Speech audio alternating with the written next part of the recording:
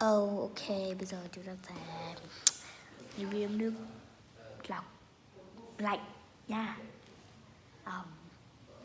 Aquafina review nước lọc nha. Ai uống nước lọc rồi giơ tay lên. Nói chung là nước lọc mình mua khoảng 2 triệu đấy. Không tin thì thôi, hỏi bà tôi ấy. Tôi mua 2 triệu. Cái này là nước lọc người ta bảo tồn ấy. Ý là người giàu mới được uống, chứ tôi làm như nào. Thôi được thôi. Ok, tôi múc bàn nước lọc nha.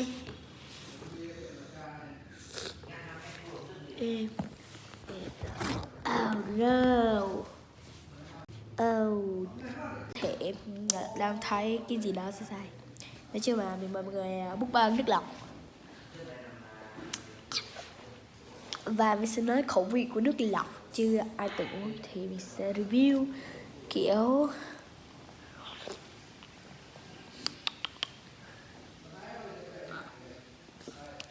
mình đã có vị nước lọc rồi.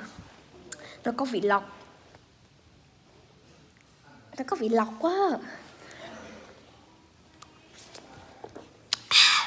Nó kiểu nhạt nhạt, không vị. Tại vì nó là nước lọc mà. Nhưng mà nhiều người yêu cầu mình múc bang quá nên là mình đã múc bang.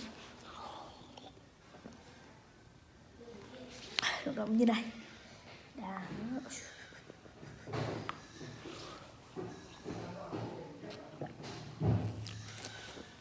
Thực sự là vị của nó là vị lọc. Vị lọc ấy, thực sự luôn, nó chỉ có vị lọc thôi.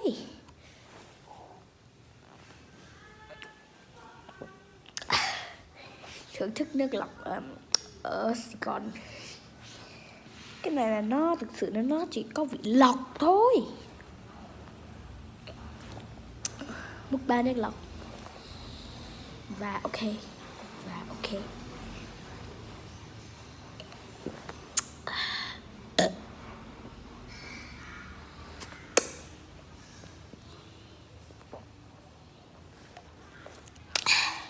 Và coi như là nước lọc mình chấm điểm là 10/10.